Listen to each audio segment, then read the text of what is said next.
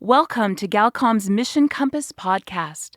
To learn more about Galcom and our guests today, visit galcom.org.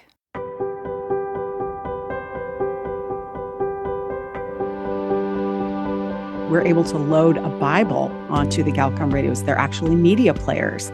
And one of the women, I'll never forget, held that up to her ear and had the audio Bible playing. And she said, "I did not know God spoke my language." Hello, friend. We're glad you're here today to join us on Galcom's Mission Compass, your guide to the Great Commission. I'm Ron Harris. What does it take to be a missionary today? Well, it may take someone just like you, with the unique skills and abilities God gave you to do your part in the Great Commission. And here's your host, Galcom's Tim Whitehead, to tell you more. Well, thank you, Ron. Yes, we have lots of ideas for people to get involved in the Great Commission. We're going to finish our conversation with Mark Maxwell, president of Prairie College. Friends, if you've got a passion for the lost, you've got some skills, abilities, and experience, they want to get you the education, the training, the Bible, and practical training you need to serve God in missions. Bonnie Sala is going to share how Guidelines is making an impact in Mongolia. Before we get to that, we often get asked here at Galcom, how do we decide who we work with? Everything we do is in partnership with others. We don't have our own missionaries located around the world, stationed around the world. And so Al Wyatt, our missions team lead, just got back from the COICOM conference in Guatemala. Al, tell us, how do we choose who we work with? Well, I guess maybe we should start with just what is COICOM?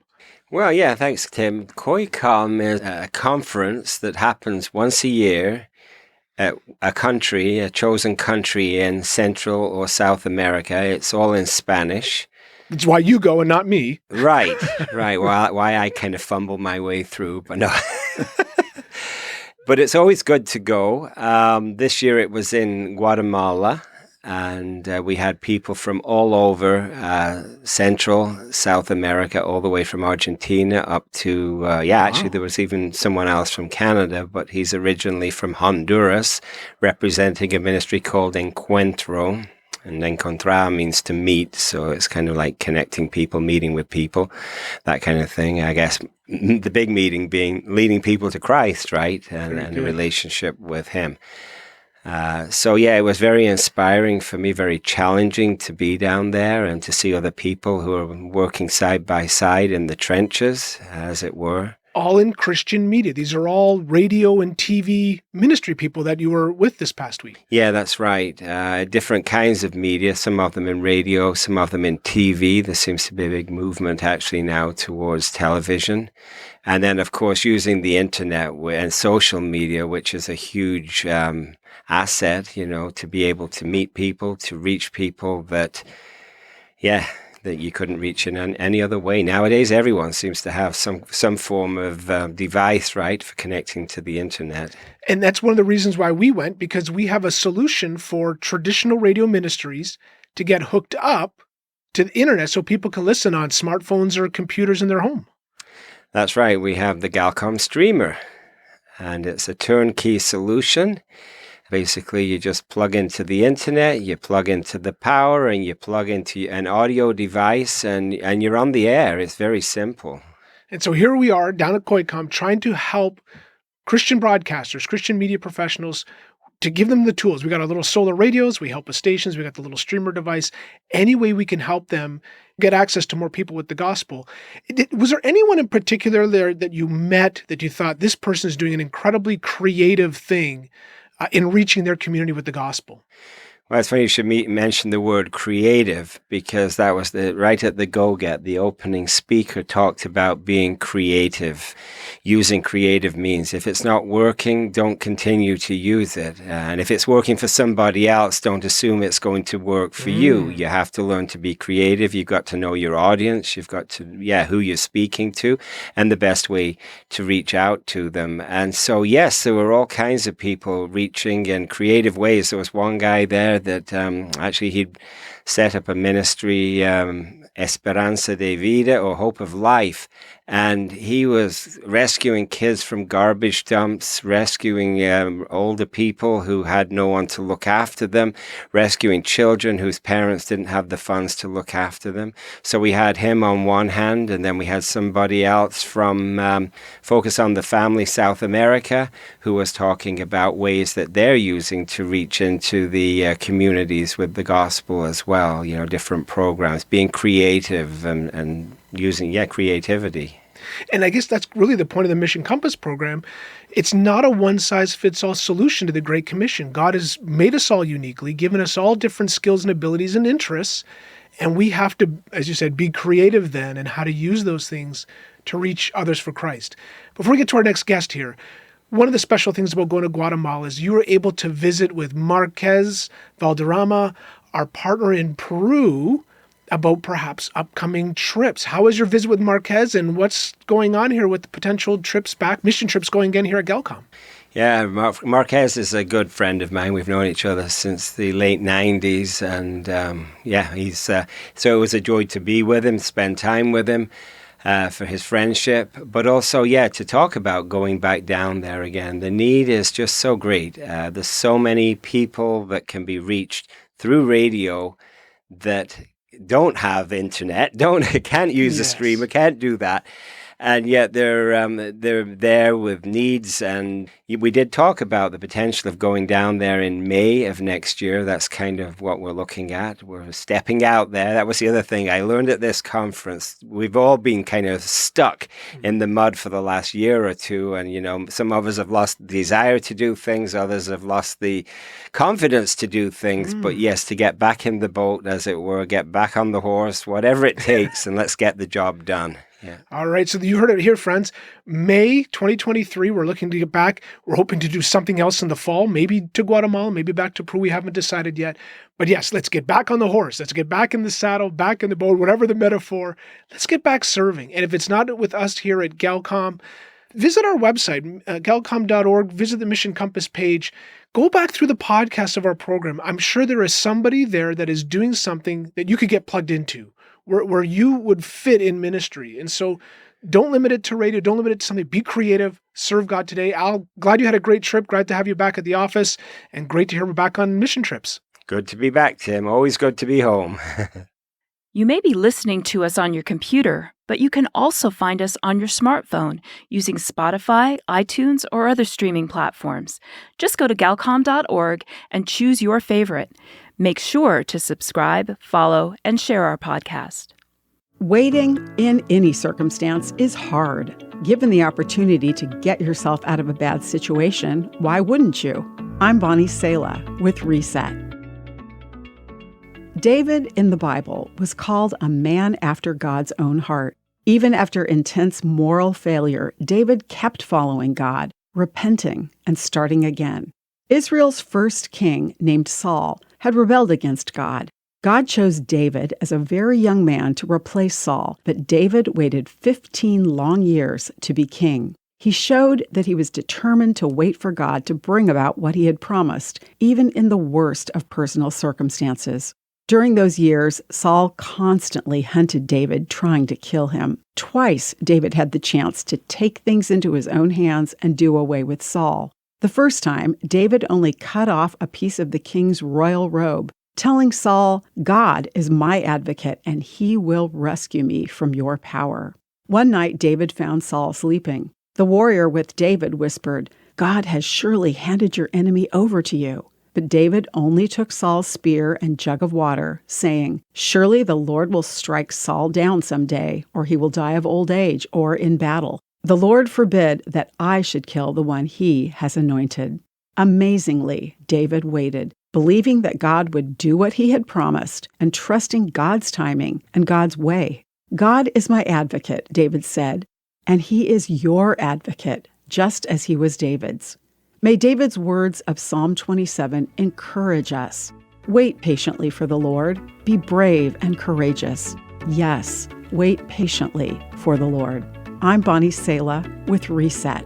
To hear this again, read or share this, or to find more resources like this, visit guidelines.org. Well, Well, thank you again, Bonnie, for sharing from God's Word. Our partnership goes a lot deeper than just your sharing the Reset devotional here on our Mission Compass program. But we've partnered together, getting radios to our partners at Far East Broadcasting in Cambodia. We've fundraised together for transmitters in Kosovo and Macedonia. And I know there's another project, at least one or two more that we've worked on that I can't think of. But you're working all over the world, and you've got some more feedback from listeners sharing the impact of listening to the Guidelines devotionals. What country are we visiting this time? Well, in many places of the world, people live in very remote locations. And one such country like that is the country of Mongolia.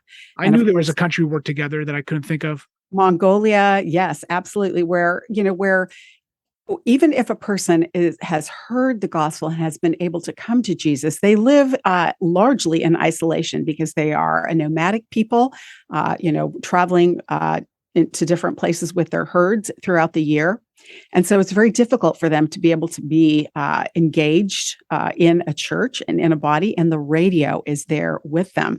We received just a really powerful story from Mongolia, because what people may not realize is the gospel is relatively new to the country of Mongolia. It did not arrive there until the 1990s. Mm-hmm. And one of our partners that I'm sure you work with too is one of the first 15 Christians in the country of Mongolia. Bakirjal Tushvin Single.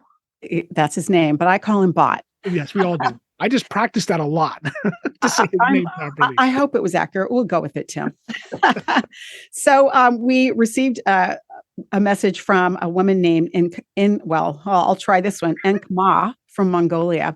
And she said, we grew up in communism without believing in God. But the older we get, the more we understand that there is a God. And as we get to know him through your programs, we feel sorry that we have not allowed him to enter earlier in our lives. Maybe that would have saved ourselves from a lot of trouble. I'm thankful for your messages, especially your messages about loneliness, which were like medicine for my heart. I listened to the programs over and over. Please pray that no matter our past, God will accept us in his family. And that, again, is the beauty of radio, of media, where, they can listen to the programs over and over. And we find that especially as people are coming to an understanding of Jesus and they're coming to an understanding of Scripture, that repetition, that ability to have some downloaded programs and listen to them over and over is really it's a powerful tool that the Holy Spirit uses, first to condition the heart for the gospel, and then to help them grow in their faith, to encourage them, just to really mature them as believers. So we love our Galcom partnership. Our hearts, the Guidelines Galcom hearts beat as one. We have distributed, of course, Galcom radios. And Tim, actually, one of the best days of my life was a day that I got to give radios in a little village in the Philippines where over 8,000 people had been destroyed by a typhoon, and the community was rebuilding, and God had opened a door for a Christian radio station to be planted there. And the people that were receiving, the families that were receiving the radios, this was the first time they had ever owned a radio. And actually, listeners may know, we're able to load a Bible onto the Galcom radios. They're actually media players. And one of the women, I'll never forget, held that up to her ear and had the audio Bible playing. And she said, I did not know God spoke my language. What a powerful moment. So we are just so thankful for partnership with God's people, with Galcom, and with your many listeners. Partnership. So Guidelines providing content. We make the little radio receivers. The partners we've been talking about, Bakirjal and friends in the Philippines, that's Far East Broadcasting. And friends, we need you to partner with us too. If you have a heart for the lost, if you heard that testimony of this lady in Mongolia who says, I wish I had have heard the gospel sooner, it would have saved us so much pain, so much hurt. You can be a part of the Great Commission with us. Join us in ministry. Visit our website, galcom.org. Help us get radios around the world. Visit guidelines.org. Help them add another language to their growing library. 22 languages they're presenting their Guidelines devotionals in. Partner with us in the Great Commission. You have a part to play. Bonnie, thank you so much for another encouraging story. Thank you, Tim. Stories have the power to save our life, not only eternally, but physically. Galcom International presents Stories of the Great Commission. One woman was trying to commit suicide. The husband had run away from her, and family members were not supporting her. So she decided to commit suicide, and stood on a chair to put the rope around her neck.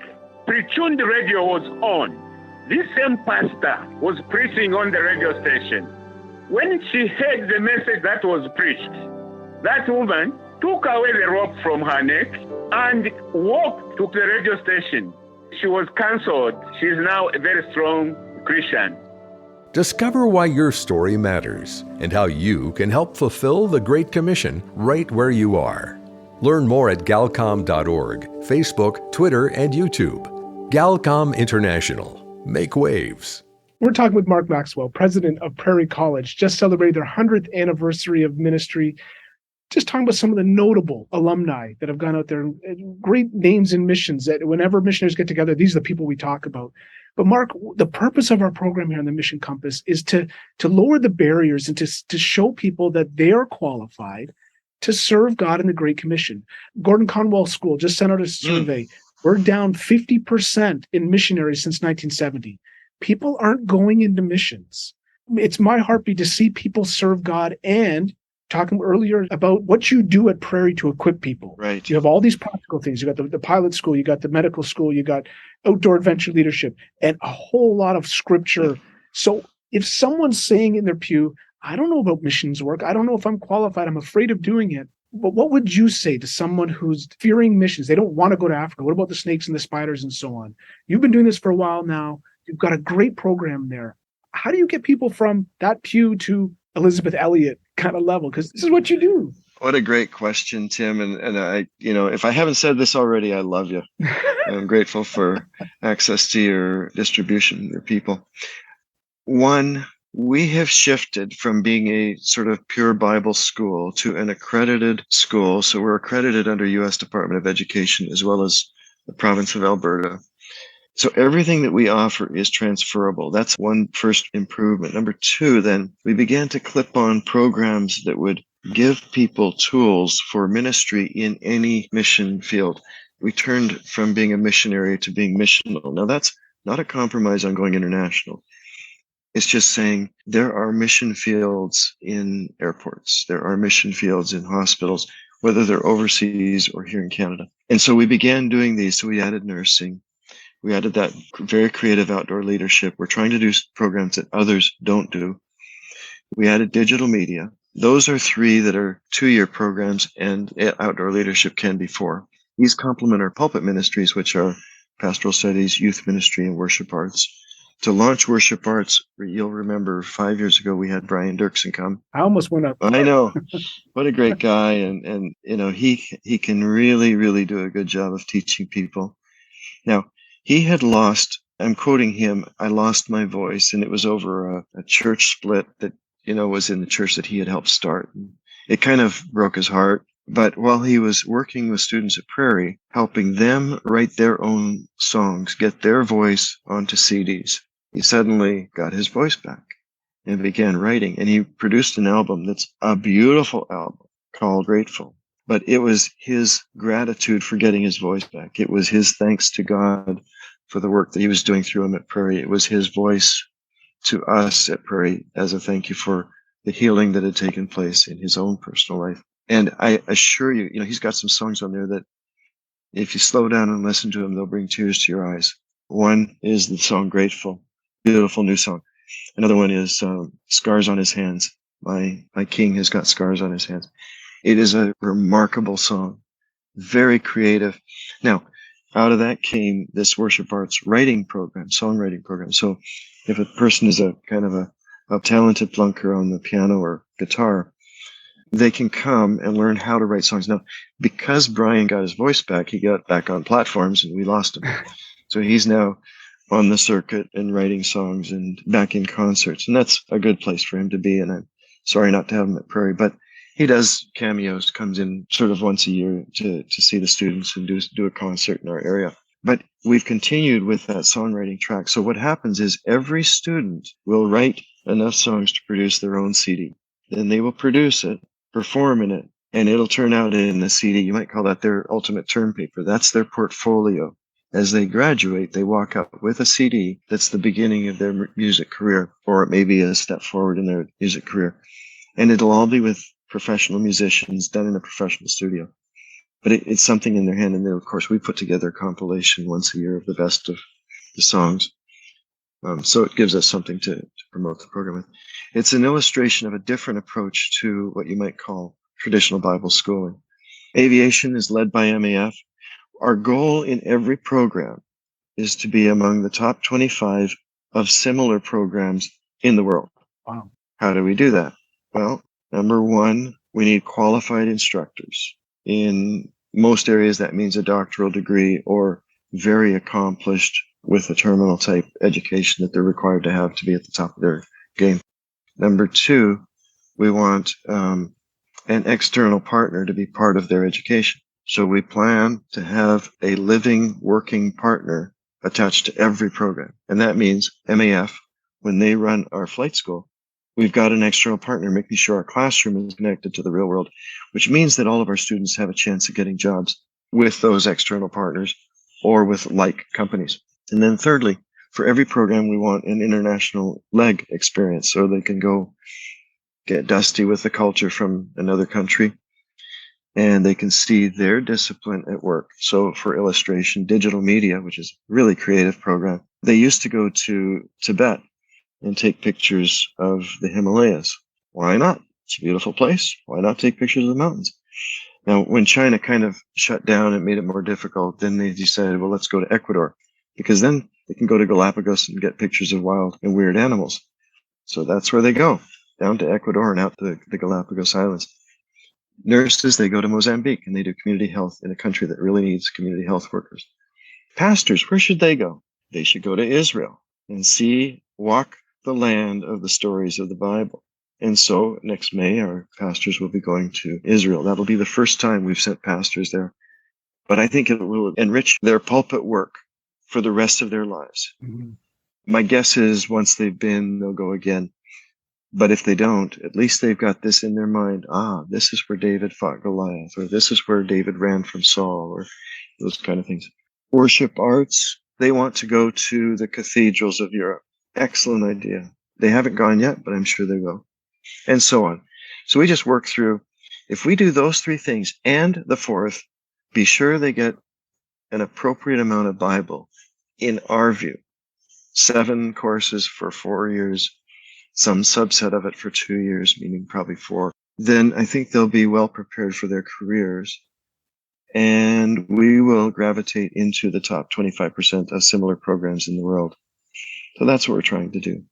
Years ago, probably 10 years ago, I was at a little missions conference in Saskatoon, Saskatchewan. It was called Harvest Fest. Mm-hmm. And the keynote speaker, whose name I've forgotten, I can't find my notes, but he said the biggest barrier to people going into missions are parents who say, get a nice job with a pension plan and a good benefit plan, dental plan, and all that kind of stuff. Stay close by so I can see the grandkids.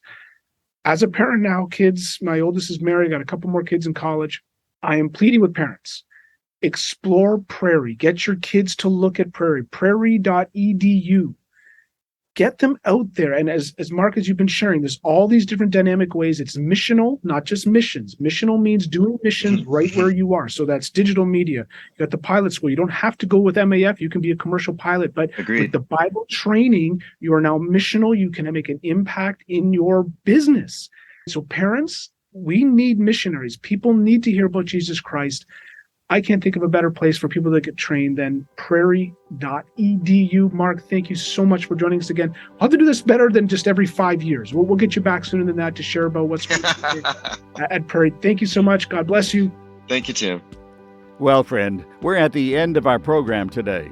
You've been listening to Galcom's Mission Compass, your guide to the Great Commission.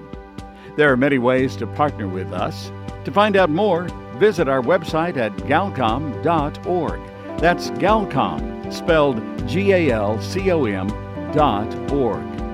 You can also follow us on Facebook, Instagram, LinkedIn, and YouTube.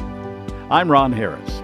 Thanks for joining us today on Mission Compass, a radio ministry of Galcom International.